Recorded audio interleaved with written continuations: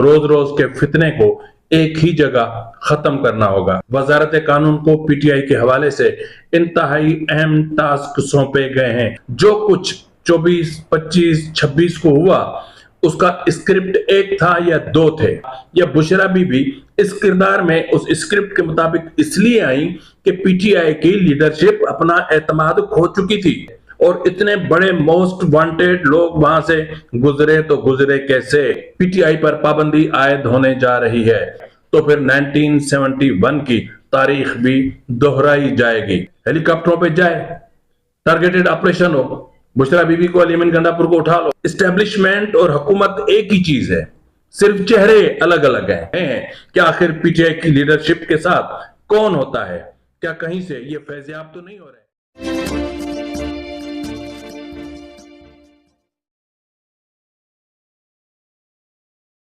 बिस्मिल्लाहिर्रहमानिर्रहीम। अस्सलाम वालेकुम नाज़रीन, ये फरवाज़ एनबी न्यूज़ और मैं हूं आपका मेजबान नवाज भुट्टो। नाज़रीन, पीटीआई ने एक मर्तबा फिर पाकिस्तान को दो लख्त करने की धमकी दी है। जी नाज़रीन, पीटीआई ने कहा है कि अगर पीटीआई पर पाबंदी आयद करने की कोशिश की गई, अगर पीटीआई को कलअदम करार देने की कोशिश की गई तो पाकिस्तान में 1971 की तारीख को दोहराया जा सकता है। तो दूसरी तरफ वजीर आजम ने कहा है कि पाकिस्तान की मईशत को बचाने के लिए सख्त फैसले करने होंगे।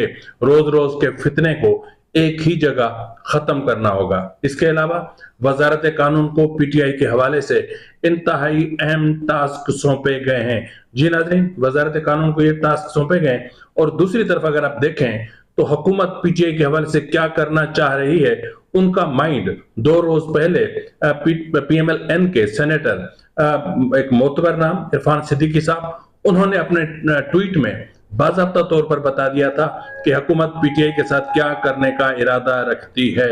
इसके अलावा जो कुछ भी हुआ या जो कुछ करती रही पीटीआई, उसका या 26, 24, 25, 26 3 दिन तक पीटीआई जो कुछ करती रही उसका जवाब आज पीटीआई को मिला कि इंसदाद दहशतगर्दी की अदालत ने जिन्ना हाउस समेत 9 मई के 8 मुकदमात में इमरान खान की जमानत मुस्तरद कर दी।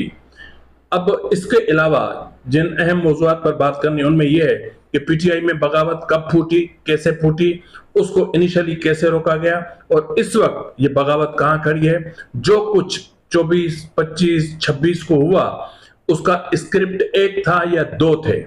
इस पर भी हम आज के व्लॉग में बात करेंगे और आज के व्लॉग में मैं आपको बताऊंगा कि जो पीटीआई के मुतजाद दावे, पीटीआई हलाकतों के हवाले से जिस तरह के मुतजाद दावे कर रही है उसका इम्पैक्ट पीटीआई पर कितना बुरा पड़ रहा है।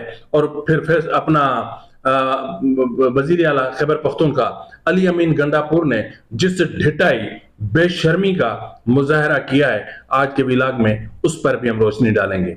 आपसे इल्तमास कि अगर आपको मेरा व्लॉग अच्छा लगे तो मेहरबानी करके मेरे चैनल को लाइक करें, सब्सक्राइब करें, शेयर करें, बेल आइकन जरूर दबा दें ताकि आप तक मेरा व्लॉग पहुंच सके और कमेंट सेक्शन में आप अपनी आरा से जरूर आगाह करें। इससे हमारी हेल्प होती है। आपकी आरा हमें अपने प्रोग्राम को बेहतर करने में मदद फराहम करते हैं। और इसके अलावा आप जो सवाल पूछना चाहें या अगर आप कोई इश्यू रेज करना चाहें तो उसको भी हम अपने प्रोग्राम में शामिल कर सकते हैं। नाज़रीन, इससे पहले कि मैं किसी और मामले की तरफ ले जाऊं आपको, सबसे पहले मैं आपको ये बताना चाहता हूं 26 तारीख की रात को हुकूमत की तरफ से जो ऑपरेशन क्लीन अप किया गया उसमें कितने बंदे जान बहक हुए, कितने बंदे जो है वो जान से गए, उसके हवाले से पीटीआई की मुतजाद खबरें सामने आ रही हैं। एक तरफ आप देखें तो लतीफ खोसा साहब जो पीटीआई के रहनुमा हैं, उन्होंने तो हद ही कर दी है। उन्होंने ये कहा कि हमारे 278 बंदे इस ऑपरेशन में जान बहक हुए, 278, और हम इन 278 लोगों को तकरीबन 278 करोड़ रुपए देंगे। ये पीटीआई का कहना है कि हम इनको 278 करोड़ रुपए देंगे।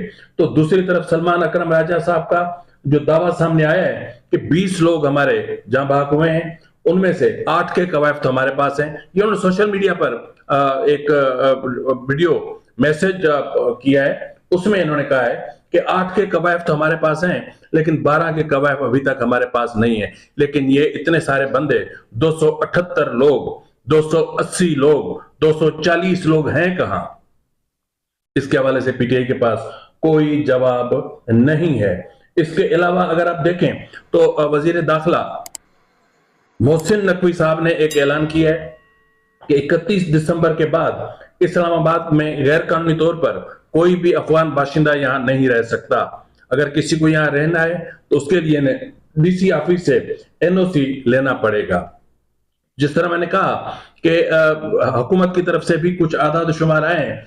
हुकूमत का कहना है कि हमने 900 बंदे गिरफ्तार किए हैं और उनमें ज्यादातर जो है वो अफगानी भी हैं, और तकरीबन 200 गाड़ियां हमने अपनी तहवील में ली हैं और 39 हथियार हमें मिले हैं, और हमारे 71 एहलकार जख्मी हुए हैं। ना तो पोली क्लिनिक में कोई डेड बॉडी है सवाए रेंजर्स और पुलिस एहलकारों के, और ना ही कोई जख्मी चंद एक आए थे इसके अलावा, और कोई नहीं है। जबकि पुलिस का दावा है कि हमारे 71 एहलकार जख्मी हुए हैं। यह तो थी नाजरीन बात यहां तक। अब हम चलते हैं थोड़ा सा और आगे। जिस तरह मैंने कहा कि वजीर आजम ने क्या कहा और क्या हुआ, लेकिन जो पाकिस्तान को 2 लख्त करने की बात है, मैं उस तरफ भी आता हूं।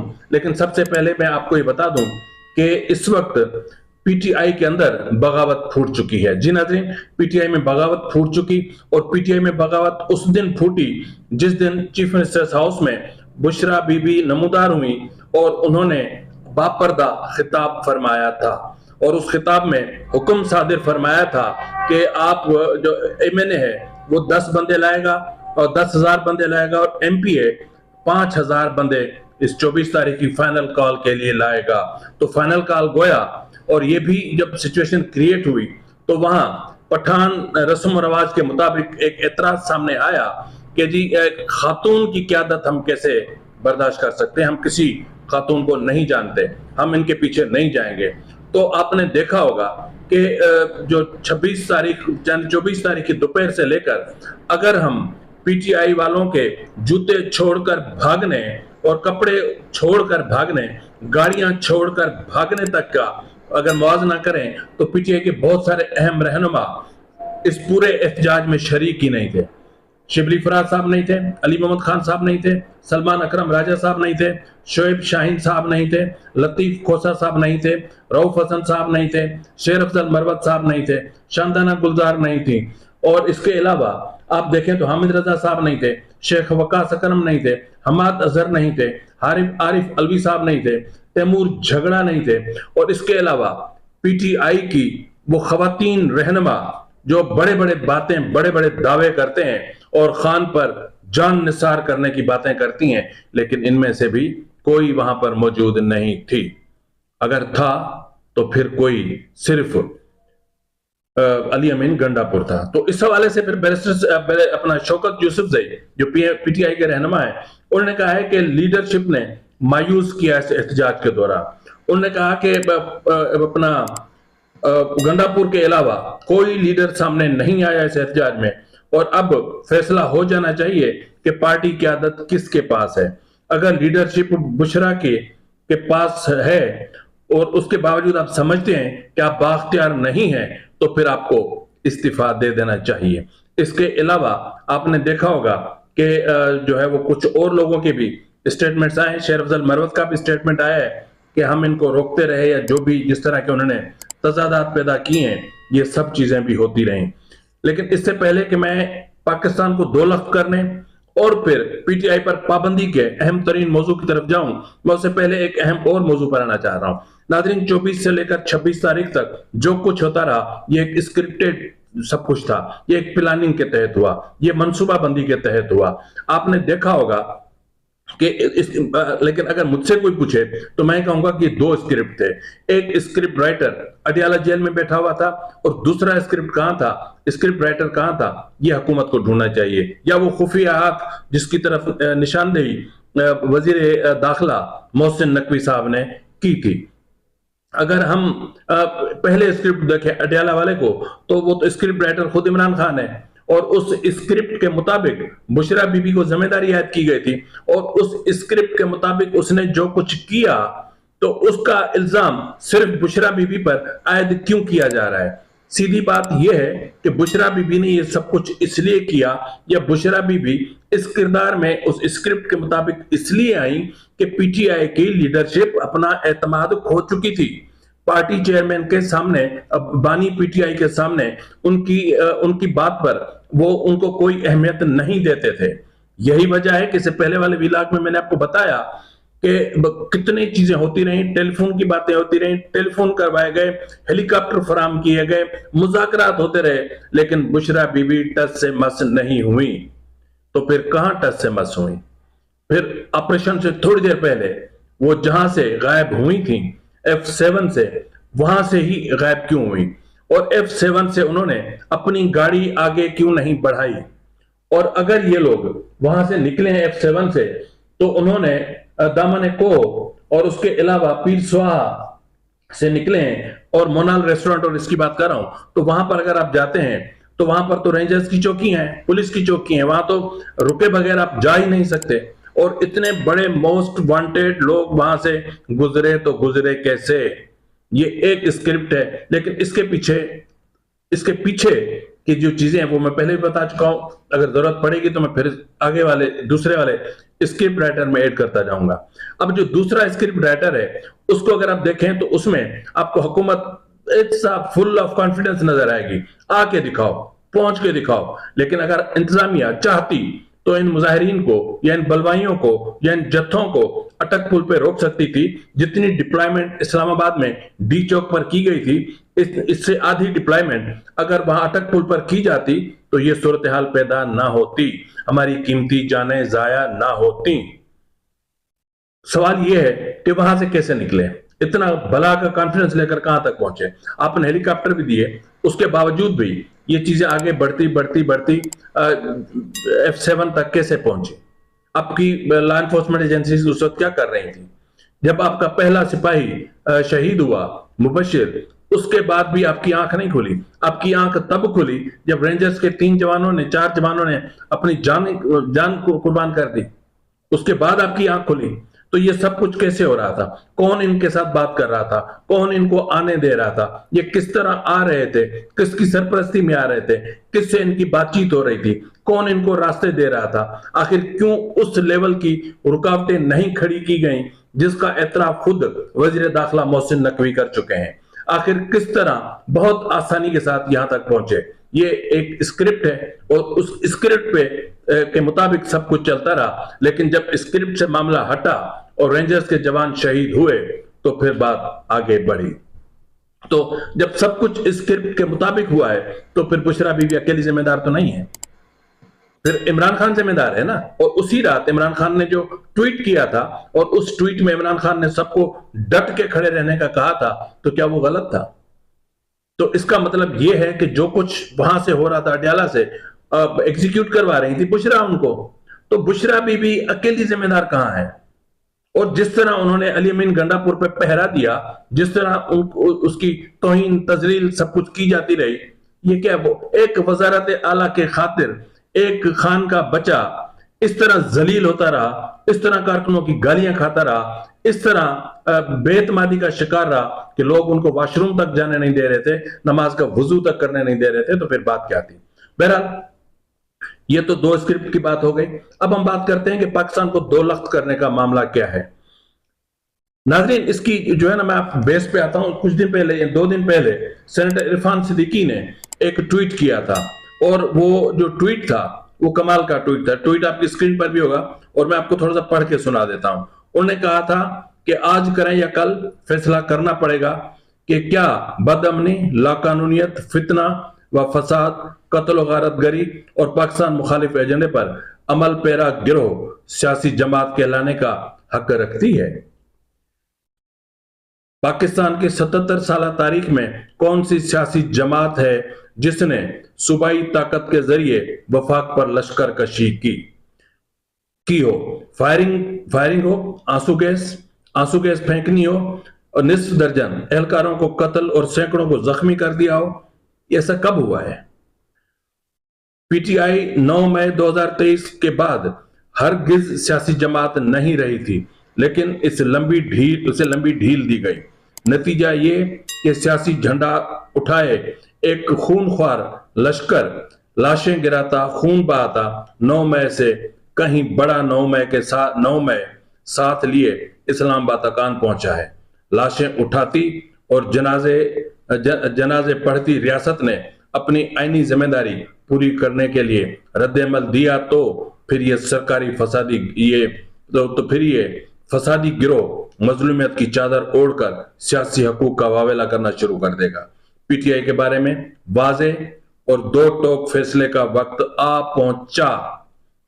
गौर कीजिएगा, पीटीआई के बारे में वाजे और दो टोक फैसले का वक्त आ पहुंचा है, मजीद ताखीर बहुत महंगी पड़ेगी।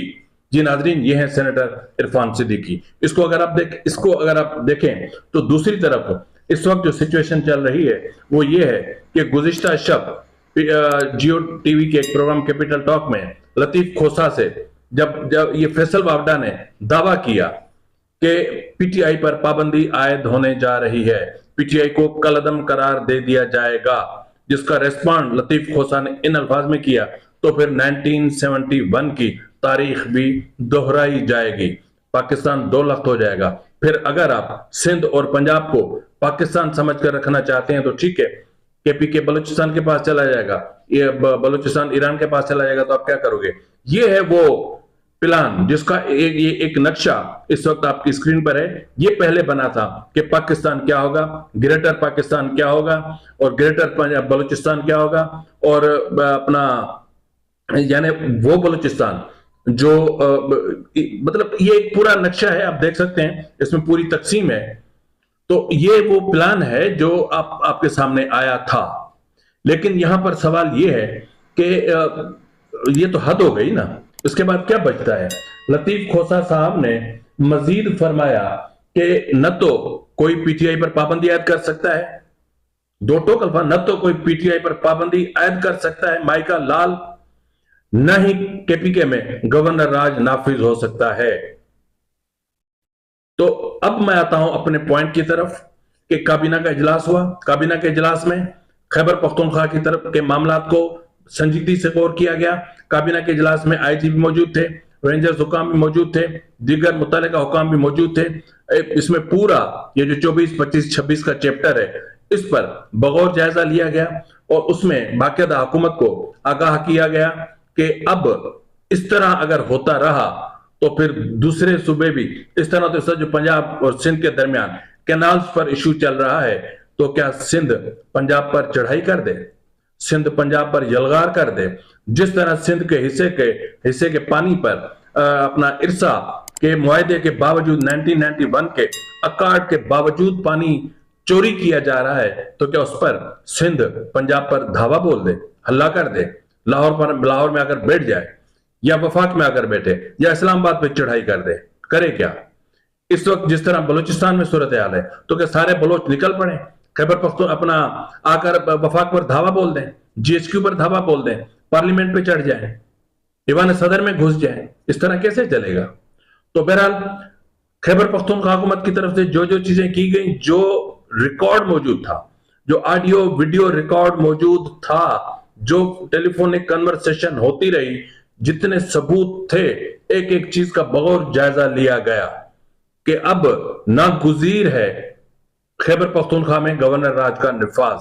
और यह भी डिस्कस में आया कि अगर खैबर पख्तूनख्वा पर गवर्नर राज नाफिज नहीं होता तो फिर बुशरा बीबी और अली अमीन गंडापुर की गिरफ्तारी भी नागुज़ीर है, यानी नामुमकिन है। तो ऐसी सूरत हाल में मतलब अब एक ही तरीका है कि या तो वो खुद सरेंडर करें, या तो वफाक घुसे, जिस तरह पंजाब घुसा है, अब अपना खैबर पख्तूनख्वा घुसा है वफाक में, इस तरह वफाक भी फिर घुसे, बड़ा ऑपरेशन करे, हेलीकॉप्टरों पे जाए, टारगेटेड ऑपरेशन हो, बुशरा बीबी को, अली अमीन गंडापुर को उठा लो। फिर एक इशू आएगा कि एक चीफ मिनिस्टर को कैसे गिरफ्तार किया जा सकता है, उसको तो इस्तिस्ना है।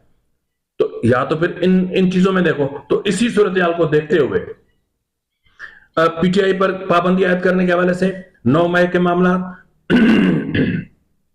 और इस बीच में पीटीआई ने जो जो इकदाम किए उनका जायजा लिया गया, बगौर जायजा लिया गया, और उसके बाद बिल्कुल एमक्यूएम और पीटीआई का मुआजना किया गया। फिर ये तय हुआ कि जी वजारत कानून इसका और थोड़ा सा गौर से जायजा लेकर पीटीआई पर पाबंदी की समरी फाइनल कर दे। इस वक्त समरी रेडी है, लेकिन उसको समरी को फाइनल करें ताकि इस चैप्टर को हमेशा के लिए खत्म करें। अब अगर देखें तो वजीर आजम के तेवर क्या है। वजीर आजम साहब फरमा रहे हैं कि मईशत को बचाने के लिए हमें सख्त फैसले करना होंगे। सख्त फैसले, सख्त फैसले।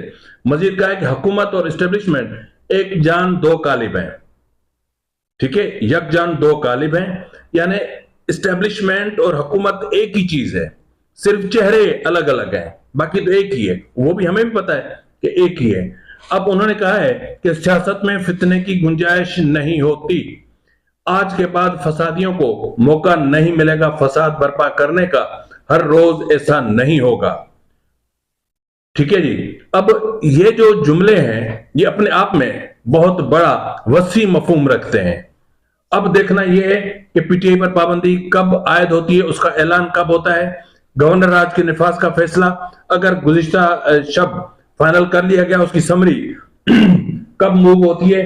और इसके अलावा मैंने कहा ना कि अगर फाइनल कॉल के नाम पर जो क्यास क्रिएट किया गया, कौम को जिस कर्ब में मुब्तला किया गया, कौमी खजाने को जिस तरह 470 अरब रुपए का नुकसान पहुंचाया गया, इसकी जिम्मेदारी किस पर आयद की जाएगी?